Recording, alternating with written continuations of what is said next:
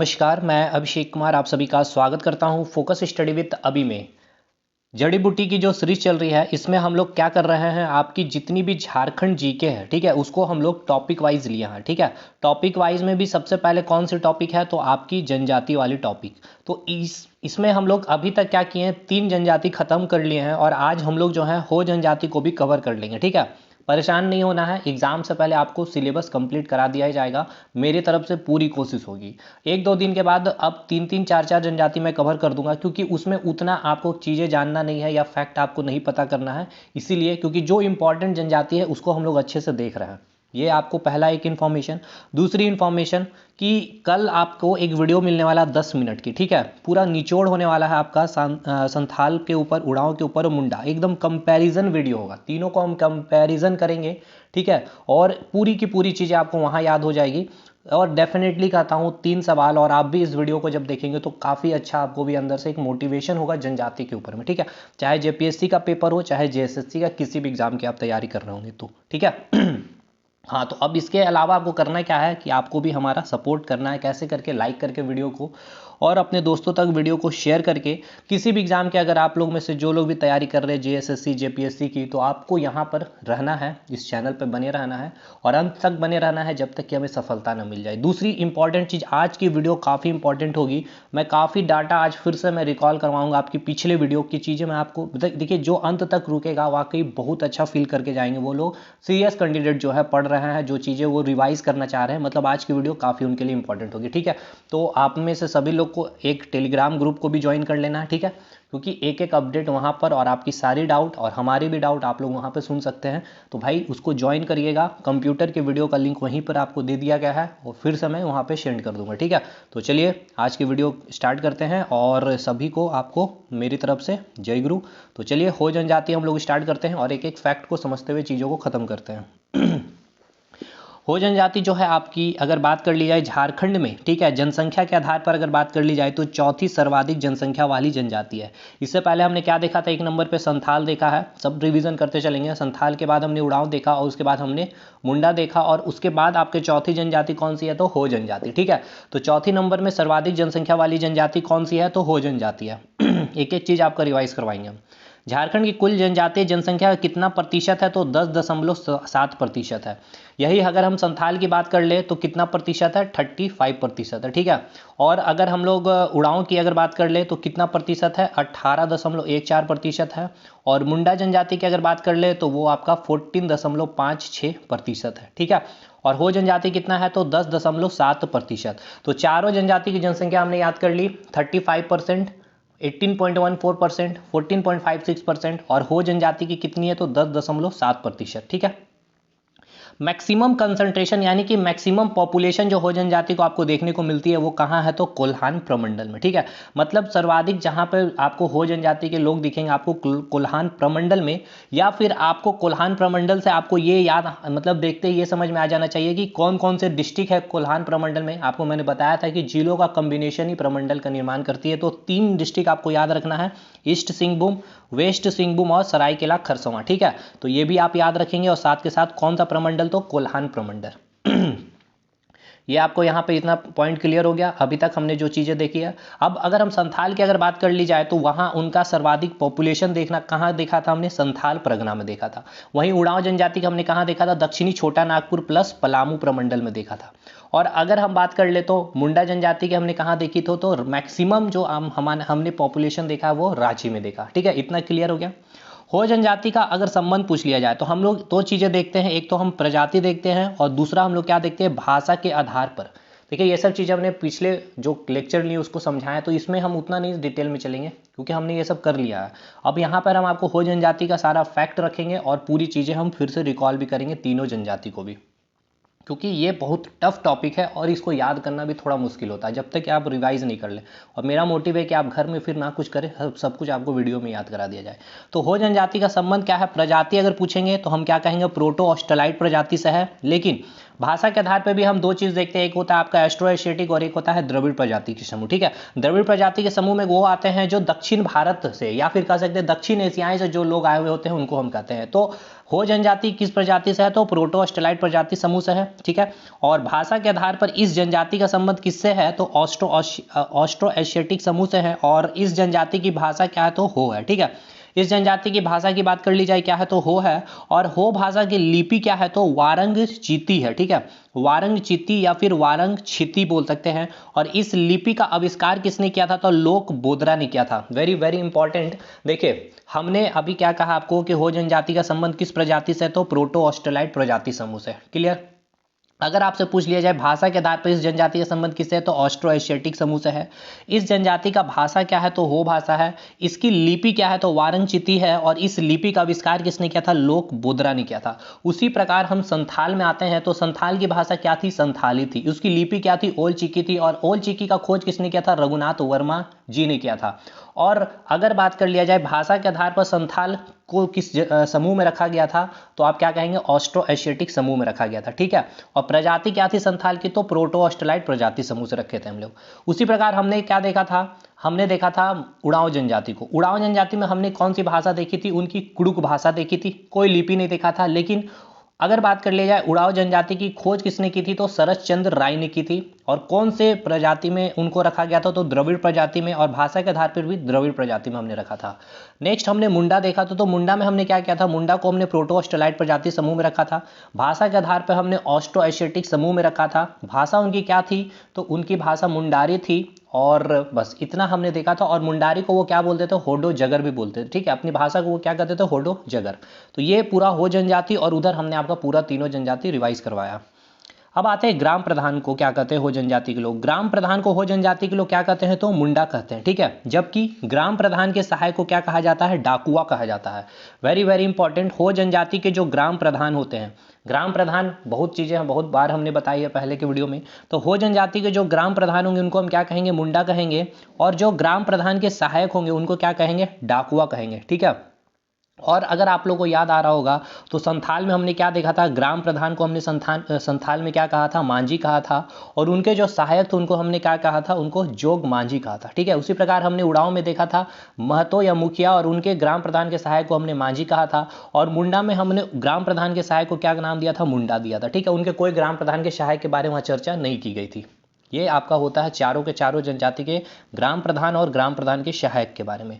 अगला पॉइंट है, इस जनजाति में क्या देखा गया है कि 7 से 12 गांव को मिलाकर एक पंचायत का निर्माण होता है, जिसे पढ़ा पंचायत या फिर पीर कहा जाता है। देखिए हमने बताया था पहले भी कि पढ़ा पंचायत क्या है, कि बहुत सारे गांव के पंचायतों को मिलाकर एक बड़ी पंचायत के निर्माण कर दी जाती है। ठीक है, जो बड़े विवादों को देखेगी। ठीक है, उस कोई बड़े बड़े स्तर में, जैसे कि एक गाँव के व्यक्ति है और वो दूसरे गाँव के व्यक्ति के साथ उनका कोई विवाद है, तो उसका जो भी सॉल्यूशन किया जाएगा, उनका कुछ भी वहाँ पर निर्णय लिया जाएगा या उनके विवादों पर जो भी डिस्कशन होगा वो पढ़ा पंचायत पे होगा। तो ये पढ़ा पंचायत क्या होता है, 7 से 12, कोई फिक्स संख्या नहीं है, 7 से 12 गांवों को मिला करके ही एक पढ़ा पंचायत की फॉर्मेशन की जाती है। या फिर आप इसको पीर भी कह सकते हैं। ठीक है, लेकिन इंपॉर्टेंट ये पूछता है कि पढ़ा के प्रधान को क्या कहा जाता है, मानकी कहा जाता है। ठीक है, और ये हमने उड़ाव में भी देखा था, तो उनको वहाँ क्या कहा गया था, पढ़ा राजा कहा गया था। और मुंडा में हमने देखा था मानकी। ठीक है, और हो में भी क्या कहा जाता है, मानकी कहा जाता है।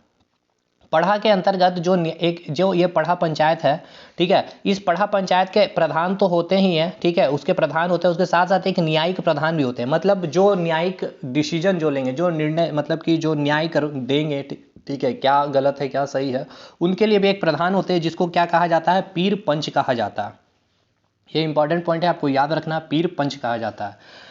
प्रारंभ में हो जनजाति में अगर बात कर ली जाए तो ये मातृसत्तात्मक थी। मतलब महिलाओं की बोल सकते हो कि तो अच्छा, मतलब वहाँ पर एक दर्जा था, या बोल सकते हो उनका चलन अच्छा था, मतलब पावरफुल थे वो। लेकिन फिर धीरे धीरे क्या देखा गया कि ये पूरी की पूरी जनजाति भी पितृसत्तात्मक हो गई है।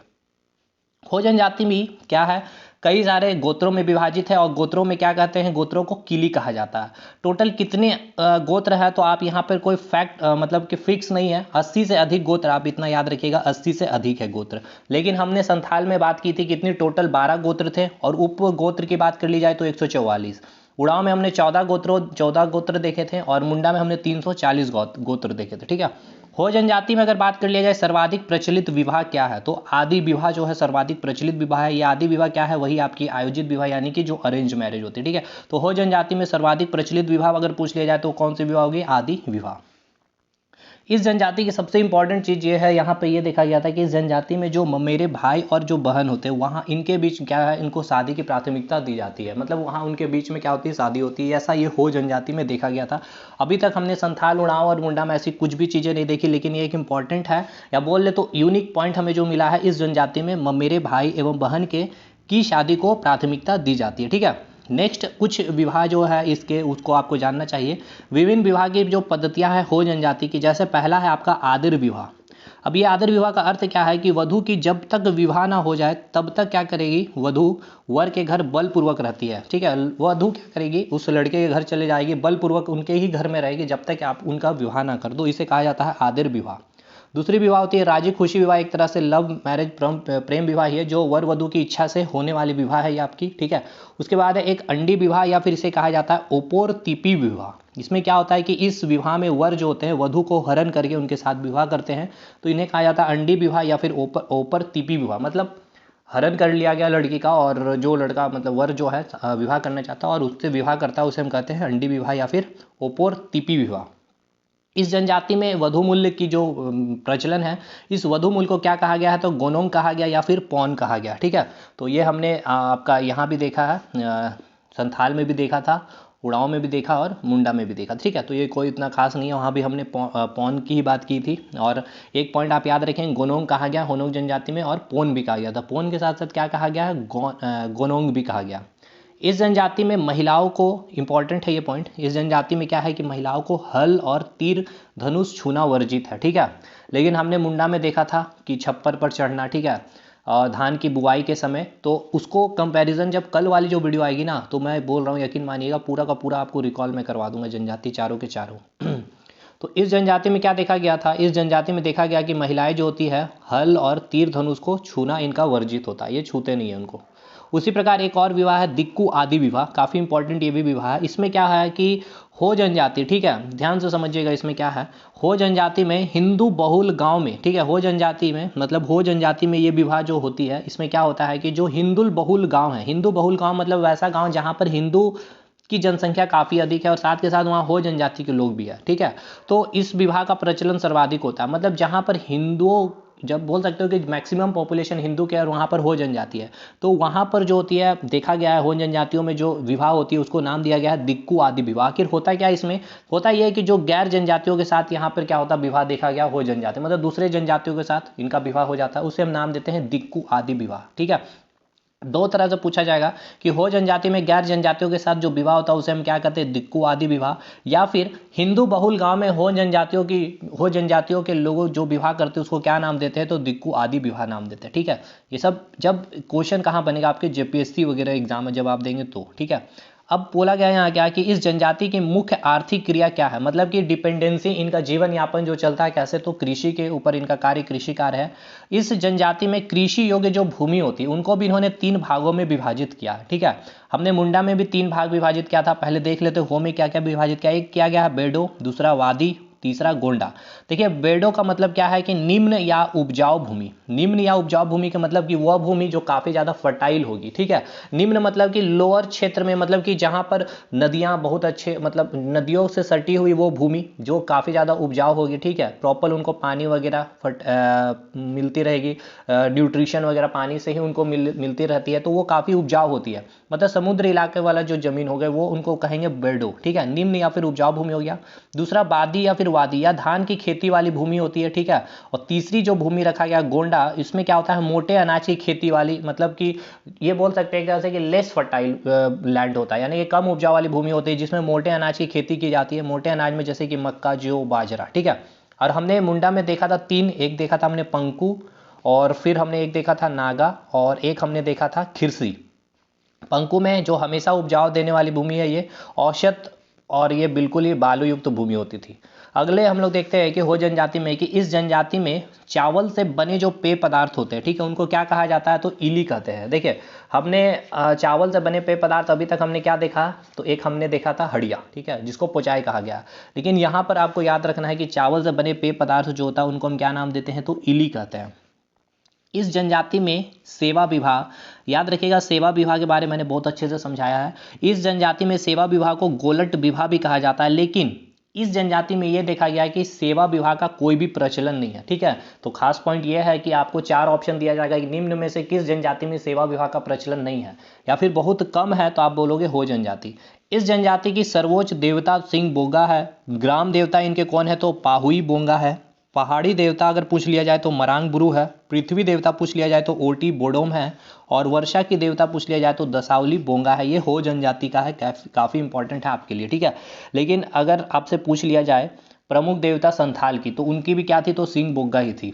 लेकिन हम लोग उड़ाव जनजाति में क्या देखा हमने, धर्मेश या धर्मी कहा था उनको, ठीक है, जो प्रमुख देवता होते हैं। और जो मुंडा में जो प्रमुख देवता होते हैं हमने उनको क्या कहा था, सिंह बोगा। यानी कि संथाल की भी और मुंडा की भी और हो जनजाति की भी जो सर्वोच्च देवता होते हैं, ठीक है, जो प्रमुख देवता होते हैं उनको क्या कहते हैं, सिंह बोग्गा ही कहते हैं। लेकिन ग्राम देवता हमने क्या कहा, हो में पाहुई बोंगा कहा। लेकिन हमने संथाल में क्या कहा, उनको जाहिर एरा कहा था, ठीक है। और फिर हमने उड़ाव में क्या कहा, उनको ठाकुर देव कहा था, ठीक है, याद आ रहा। और हमने फिर मुंडा में हमने उनको हाथू बोंगा कहा था, ठीक। तो ये आपको याद रखना, इन देवताओं को क्या कहा गया है, हो जनजाति में। इस जनजाति में भी आपको देखा क्या गया है कि जो शवों को जलाने तथा दफनाने की जो है यहाँ पर प्रथा देखी गई है। तो तीनों जनजाति में ये चीज़ें देखी गई है, संथाल में भी, उड़ाव में भी और मुंडा में भी। नेक्स्ट, इस जनजाति में लोगों को, अच्छा ये खास इंपॉर्टेंट पॉइंट है, यूनिक पॉइंट भी है। इस जनजाति में क्या हो देखा गया है कि जो लोग हैं, इस जनजाति के लोग रसोई घर के एक कोने में उनके जो पूर्वजों के जो होते हैं ना, पूर्वजों का एक पवित्र स्थान होता है। माना जाता है कि रसोई घर में ये लोग बनाते हैं और जिसको ये नाम क्या देते हैं, अधिक नाम देते हैं। तो दो तरह से सवाल पूछेगा जाएगा कि इस जनजाति के लोग जो रसोई घर में एक कोने में उनके जो पूर्वज होते हैं, जो एक पवित्र स्थान मानते हैं ये लोग, उनको क्या कहते हैं, तो अधिक कहते हैं। और कहाँ पर बनाते हैं, तो रसोई घर में, याद रखिएगा। हो जनजाति का मुख्य पर्व पूछ लिया जाए तो माघे पर्व है। और इसके अलावा भी इनमें इन लोग बाहा, हेरो, उमरी, जोमना, कुलोप प्रमुख इनके पर्व है। इसके अलावा भी हिंदू सनातन में जो पूजा धर्म होते हैं, जैसे दीपावली, होली, दशहरा, ये सारी पर्व भी ये लोग मनाते हैं। हो जनजाति में ग्राम पंचायत के जो स्थल है, ठीक है, जहाँ ग्राम पंचायत की सभाएं बैठक होती है, ठीक है, उनको हम कहते हैं अखड़ा या फिर एटे तुड़, ठीक है, एते तुड़ या फिर अखड़ा कहते हैं, ठीक है, ग्राम पंचायत के स्थल को। क्लियर। और सबसे इंपॉर्टेंट चीज़ यहाँ पर एक और आपको पता होना चाहिए कि जो आम सभा की बैठक हो या फिर ग्राम पंचायत की जो बैठक होती है, वो जो स्थल होगा उसको अखड़ा या फिर एटे तुरटुट कहेंगे। और यहाँ पर नाच गान, वाद विवाद, कुछ डिस्कशन हो गया, कोई चर्चा चल रही है किसी चीज़ पर, तो ये सभी यहीं पर होती है आपके अखड़ा या फिर एटे तुरटुट में, ठीक है। एक तो उनका मनोरंजन का भी एक प्लेस हो जाता है, ठीक है। ग्राम पंचायत वाले लोग भी बैठते हैं, अगर वहाँ पर कोई भी अगर चर्चाएँ चल रही है, वो भी डिस्कशन यहीं पर होती है, अखड़ा या फिर एटे तुरटुट जिसे कहा जाता है, ठीक है।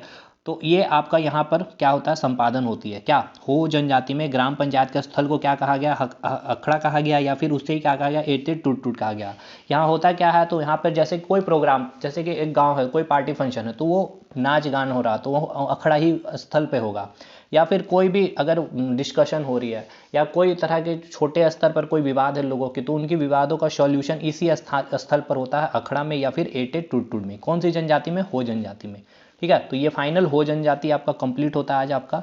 टोटल 4 जनजाति कंप्लीट हो गया हम लोग का। अब देखिए क्या है कि धीरे धीरे जनजातियों की थोड़ा सा मतलब कि जो फैक्ट हो जाएगा हमें पढ़ना, या फिर काफ़ी कम है, मतलब पूछा तो जाता है आगे से की जनजातियाँ जो बची हुई है, लेकिन बहुत कम चीज़ें हमें वहाँ पढ़नी पड़ेगी। यहाँ बहुत एक बड़ा सा सेक्शन था हमारा।